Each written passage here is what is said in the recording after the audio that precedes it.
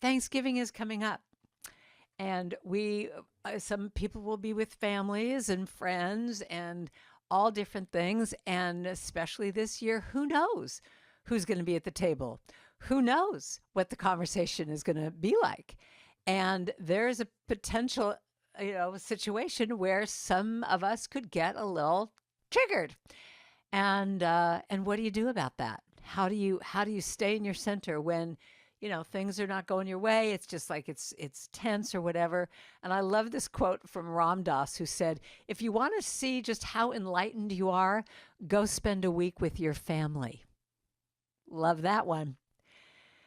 But here's the deal: the reason why I wanted to sing that song is that what this is about today, what my talk is going to be about today, is radical gratitude.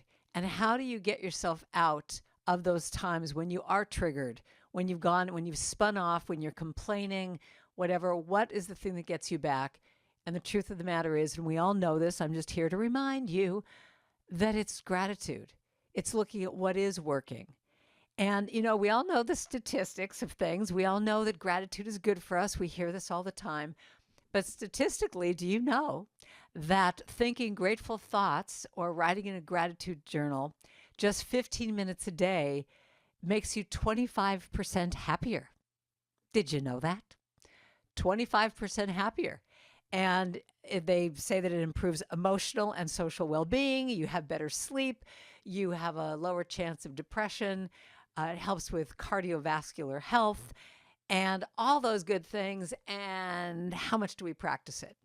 How much does it just slip out the window at times?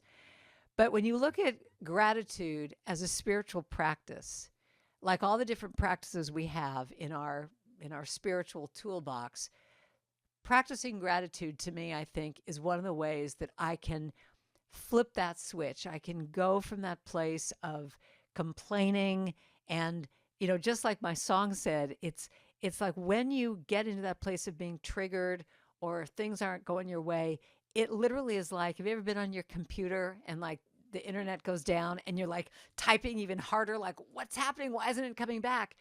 It's this slippery slope that you go down. And how do we get out of it? And I think one of the ways we can tell that we have gotten a little spiritually enlightened is how long do we stay down there? I mean, we all get triggered. We all go to those dark places. It's human nature. But the difference is, do you build a condo down there and, have friends over for wine and, cocktails and cheese bits and all that stuff? Do you hang out there for weeks, or do you recognize that you're there and be able to get yourself out faster? And that's really what I'm going to be talking about today. So one of the first spiritual practices I have around gratitude is starting every day just saying thank you and putting my hand over my heart and just saying, how do I feel today? What am I grateful for today? What do I want to feel today? I mean, it's choosing gratitude over, oh my God, I'm already late and whatever. It's allowing yourself to have your moment of just checking in with yourself and being present. We all know that.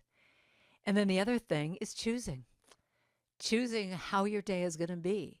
What's your word for the day going to be? What word do you want to choose? And all day long, if your word was kindness, you get to choose kindness all day long. If your word was gratitude, you get to choose. And I'm going to show you some ideas of exercises at the end of my talk here today. What are some of the things that you can choose to do to keep working on that muscle of gratitude? And I really look at any kind of spiritual practice as a muscle that I've said this before, if you lift 50 pounds, you shake for the first time. But if you go to that every day and you just keep practicing it, it gets stronger. And then you pick up 55 pounds of weight and then you struggle again. But to me, the idea of gratitude and kindness and loving yourself and loving other people, it's a choice. It's a choice that we make all the time. And I found this great quote by Henry Nouwen saying, gratitude as a discipline involves a conscious choice. I can choose to be grateful even when my emotions and feelings are all steeped in hurt and resentment. Isn't that great? I can choose to be grateful even when all my emotions, I'm going into the toilet, I'm seeing myself go there, but I can still choose to be grateful in that moment. And it's amazing how many occasions present themselves in which I can choose gratitude instead of a complaint. Isn't that great? I'll say that line again. It's amazing how many situations present themselves where I can choose gratitude instead of a complaint. But it's kind of challenging sometimes, isn't it? It's so easy to just be whining about something instead of catching yourself. I mean, that's why I say that the first practice is being present. It's being present to yourself, to listen to yourself. Because when you listen to yourself, you go, oh, wow, look what I just said. I'm whining already. And I also want to make a point as I talk about all this stuff. I'm not talking about a spiritual bypass. I am not talking about that, oh, it's all good. Everything's good. I want to slap people who say that to me. When you're in the pits, when you're triggered, when you're upset, and someone just comes along and goes, oh, it's all good. It's just, look for the gratitude in it. Look for the blessings. Well, I'm going to come from a place of saying, I believe you have to feel what you're feeling first. And if you're upset, you're triggered, you're pissy, you're sad, you're happy, you're whatever, it's allowing those feelings to be there first and then being able to move on. Because if you don't stay there long, you can get to the gratitude. I wrote a song recently that the lyrics said, peace begins with me. How does it? Peace begins with me. Peace begins with me. When I come from peace, peace is all I see. Peace begins with me. And it all begins with us to take responsibility, to be present, to just know in that moment, here's what I'm feeling, and allow it to do its natural course, that then you can maybe get to gratitude. Then you can get to it's all good. In times of turmoil and danger, gratitude helps to steady and ground us. It brings us into the present, and our full presence is perhaps the best offering that we can make to the world. Isn't that a great quote? Our presence is the best offering we can make to the world. So I found out, David, I know that you spoke about this. I watched a talk of yours a while ago, and you mentioned this. But there's a minister, there's someone I worked with years ago named Will Bowen, who started this wonderful movement. And he had these rubber kind of bracelets. And I was there at the beginning when he was just first doing this. He would give it to everyone in the congregation. And he would say, his challenge to everybody, there you go, you got one of those. Yeah, I was looking for mine, but I couldn't find it. But the challenge that he gave to everybody was that you had to really watch if you complained or not. And if you complained, so you put this bracelet on, every time you complain, you have to move it to the other wrist, and you have to start over. And the challenge is to do it for 21 days. 21 days! And every time you would complain, you put it on the other wrist, and then you have to start all over again with day one. And it's a great practice. And to let you, I'm going to give you little practices all the way through this talk today, but just know that he has books out about this. His name is Will Bowen. He's got a bunch of books. He's really started a whole movement. But just, even just for yourself, to just look at how often do you complain, and just to be aware. I mean, I had someone who took that exercise and put a rubber band, and they would go like this every time they would do it. I don't think pain is required in this exercise. I don't think you need to be slapping yourself, but just be aware. Just notice how often you complain. And so I want to tell you a story that this is one of my favorite stories, and some of you might have heard this before, and if you have, maybe you're going to hear it with new ears. But it just says this point the best that I can say it. So I, years ago, was a struggling musician. I was trying to pay my rent and eat every night and, go to the grocery store and have money to buy food. And I was really struggling. And I was playing these little clubs for, hardly anything at night, just trying to make my way. And there was one club in particular in San Francisco that I just thought, oh my God, if I could ever play there, I've made it. And that club is called the Great American Music Hall. And one day I opened up the paper, and they're having open auditions to be opening acts for some of the big names that come through. And I go racing down there. I'm going to do my best songs. And I do my audition. And they're like, great, we'll call you. And I'm thinking, okay, I know I nailed it. And I know they're going to give me a call. And so I did what every actor and actress and musician who has auditioned for something does. You sit and you keep looking at the phone and you keep picking up the phone going, does it work? Oh yeah, there's a dial tone. Okay. And you keep waiting and waiting and waiting. And a week goes by and I'm thinking, okay, well, I guess I didn't get it. But all of a sudden, when I kind of surrendered to it, thought I didn't get it, I get a phone call. Hi, Karen. This is Lisa from Great American Music Hall. And I'm like, ah! And I'm like, yes, what, how, yes, thank you for giving me a call. And I try and play it really cool. And I'm just thinking, oh my God, I'm going to be opening it for Sting or something. And she goes, Karen, we thought your audition was great. And when we got a call and we just thought, you're the perfect person for it. And I'm thinking of all the big name acts I'm going to open up for. And she goes, have you ever been to Macy's way out in Pleasanton? I'm like, yeah. She goes, do you like Christmas songs? I'm like, yeah. What does this have to do with anything? Do you play guitar? Now, I don't play guitar, but because I'm wanting to pay my rent and whatever she's asking, I'm going to say yes. Oh, yeah, sure, I play guitar. But here's the kicker. Do you know the song, The 12 Days of Christmas? I'm like, yeah. She goes, well, listen to this. Macy's called us and they're looking for a musician just like you to come and do the 12 days of Christmas. And you're going to walk around the mall in Macy's all around and sing Christmas songs. And I'm like, yeah. And she goes, and the kicker is you're going to be dressed as an elf. Isn't that adorable? And I'm watching my career blow up in my face. I'm going, and I'm just wanting to just go, I'm Karen Drucker. And instead I go, great, when do I start? Can't wait. And so I take this job for $50 a day for the 12 days of Christmas. Now, you want to talk about complaining and whining and bitching? Yes, right here, did it. I'm getting so pissy about doing this job. Why am I doing this? I'm better than this. I shouldn't, blah, blah, blah, blah, blah, blah, blah, blah. On and on and on and on. But I show up on time. They fit me in my little elf outfit, which is a green felt thing with a little hat, with the little shoes that, you know, that they have little twirly things on them with bells. I mean, I'm an elf.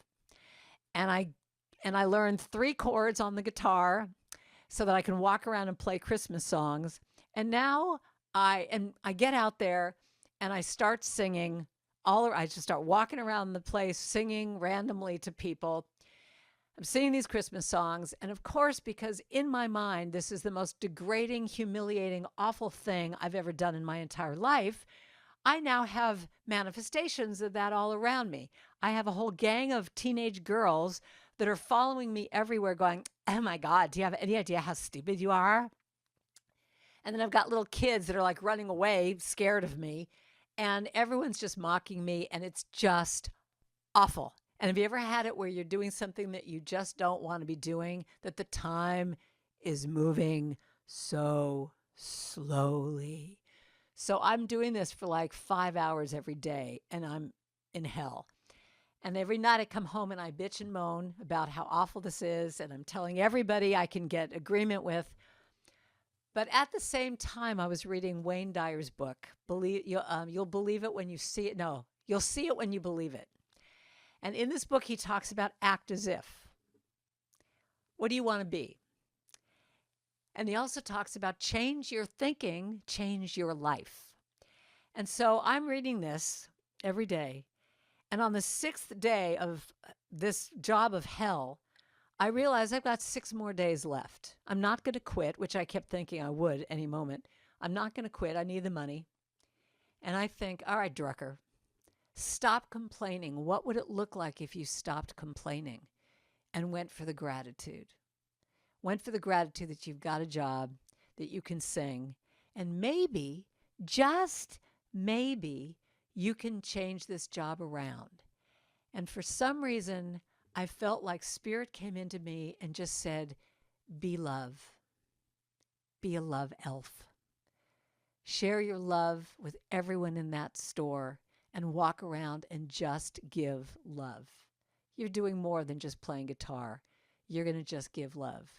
So I walked out that day onto the floor to do my thing, and now I had a completely different attitude.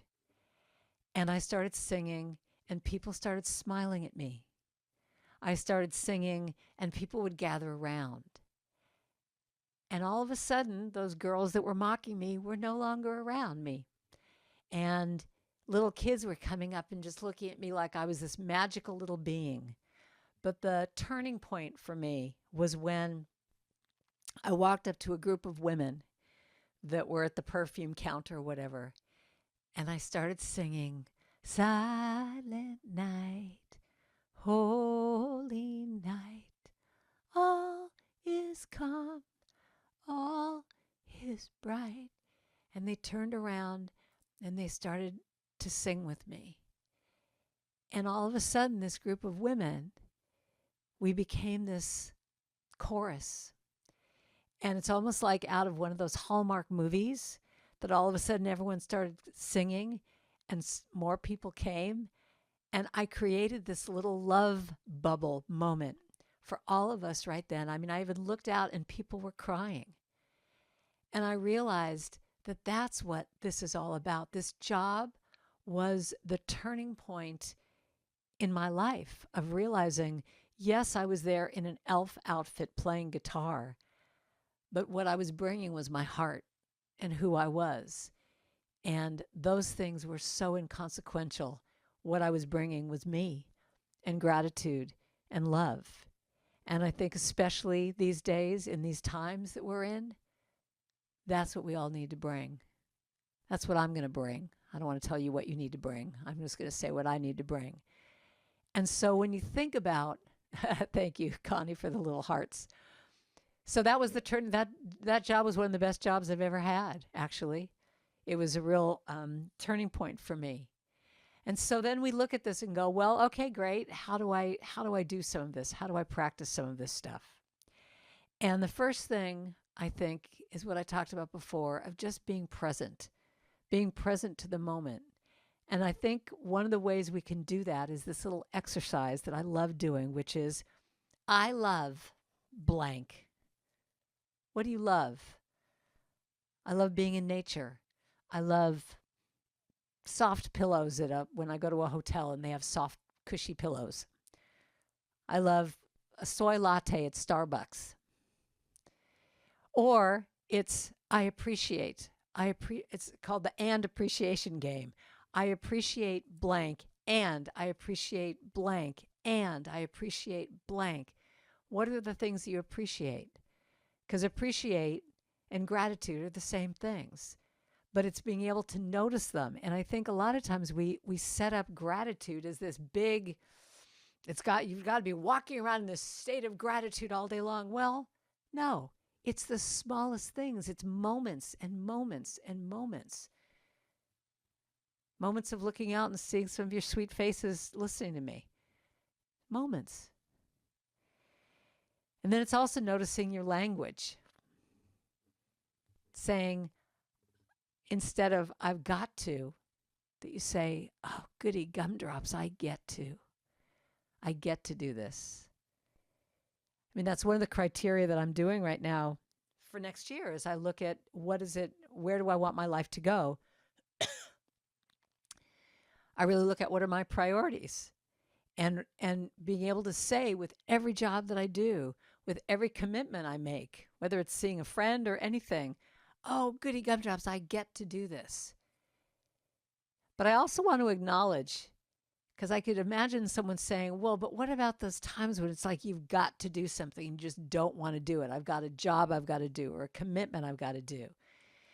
And to me, it's really looking at, is there anything in that you have to do that you can either let go of, ask someone to help you, hire it done?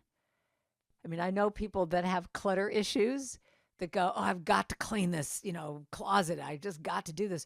Well, there are people like me that love doing stuff like that.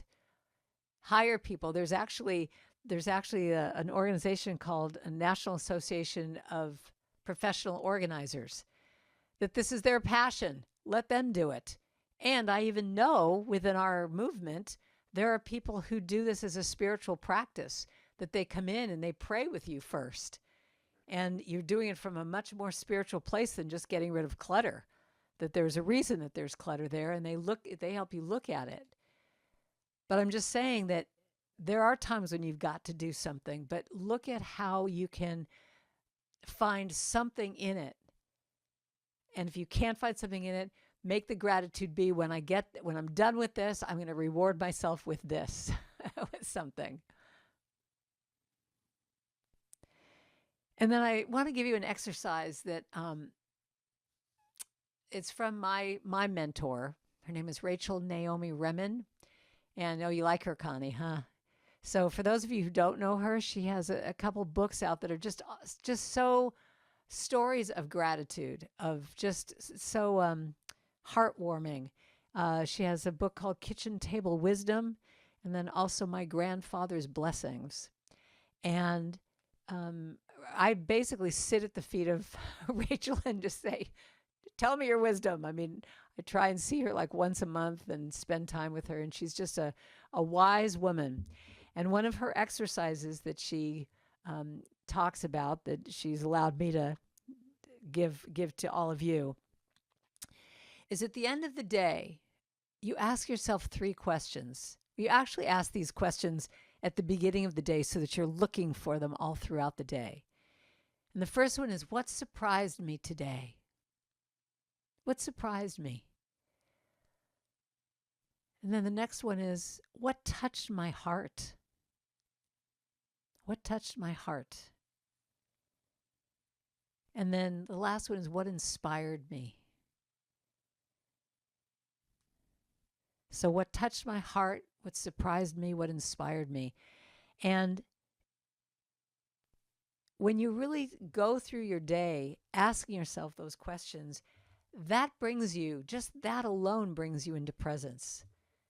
It brings you into the present moment of looking for things that you're going to remember, because you know at the end of the day, that's part of your gratitude practice, or whatever practice you want to call it, that you have looked for those and you can write them down, saying, well, this is what surprised me today. This is what inspired me. This is what touched my heart. And then one other exercise. So I tend to, when I do talks like this, I kind of throw everything against the wall, and it's like whatever sticks with you works. So I'm just kind of throwing out a bunch of ideas. But I love this one too. This is from my friend Noreen. Ann knows Noreen. So Noreen is this wonderful gal who's come to all my retreats practically, and a lot of my online Zoom classes. And Noreen is from New York. And she talks like this, and she says it's okay if I mock her like this, because I just love her accent, because she talks like this, and her exercises, it's called the compassionate mirror exercise. And Noreen started this years ago. She's done it for 13 years every single day. 13 years. Never missed a day. Oh yeah, Carrie, you know Noreen too. Never missed a day. Even when she was in the hospital at one point, and she couldn't get out of bed, and she said to the nurse, you have to bring me a mirror. And the mirror, it's like 11 o'clock at night. She's about to go to sleep, and the nurse is going, well, why? She goes, because I have something I've got to do to myself right now. So she brings her the mirror, and here is what the exercise is. She would look in the mirror every night, say, Noreen, I acknowledge you for blank. Noreen, I acknowledge you for, and she'll do 3 or 4 acknowledgments. Noreen, what is the other one? I'm proud of you. I am proud of you for blank.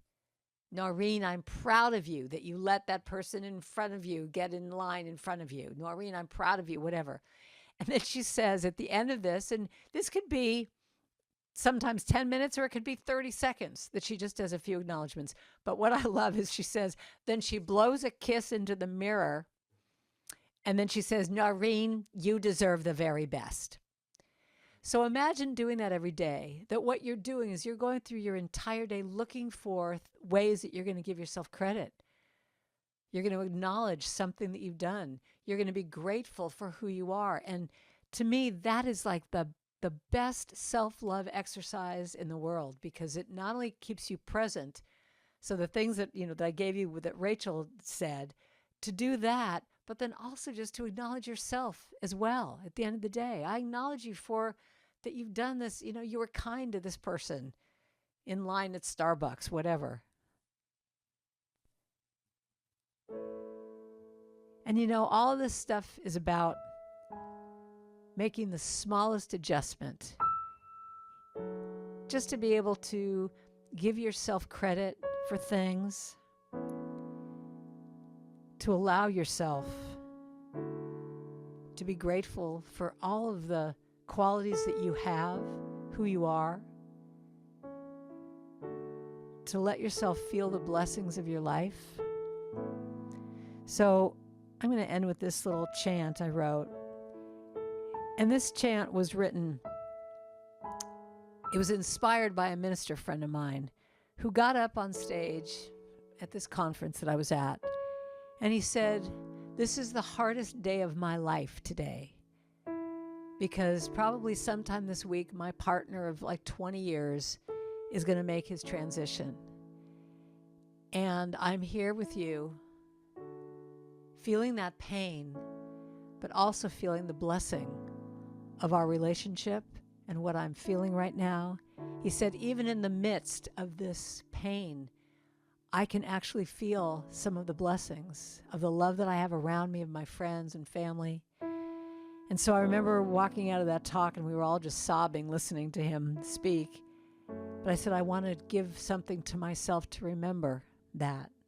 And I wrote this little chant that I've used when I've been in those dark nights of my soul. A few of you have maybe been there before.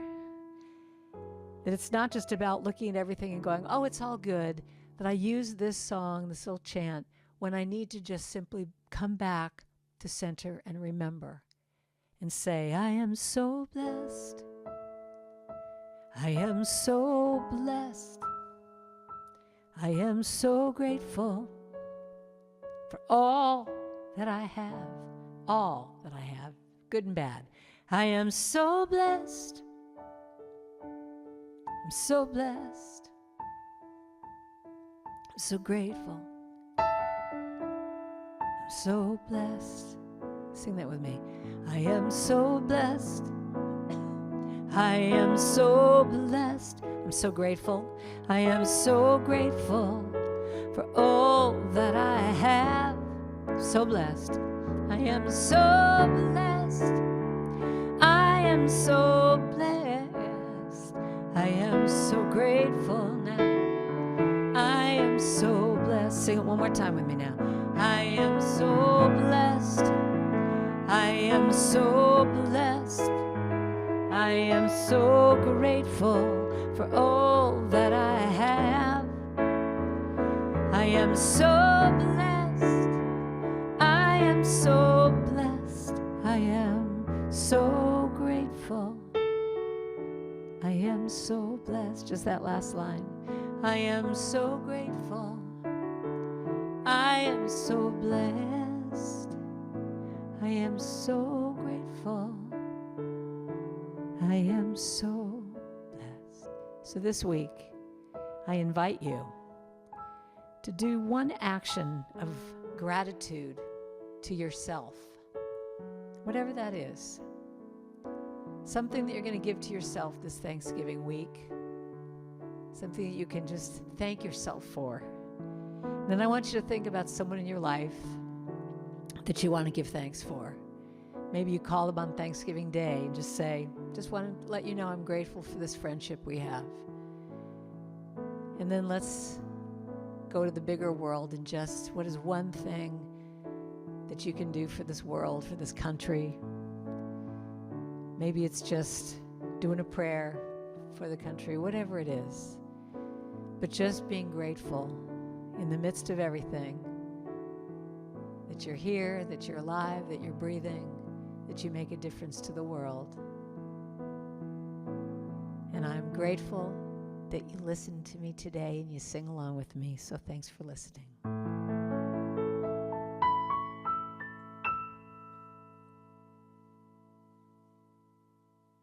I'm going to do a song that I just recorded and I'll be putting out pretty soon. But I want to give this to you. This feels to me like it's a gratitude song. From my heart to your heart, I give you my love. From my heart to your heart, I give you my love. So put it on gallery view so that you can see everybody. Goes like this. From my heart to your heart, I give you my love. From my heart to your heart, I give you my love.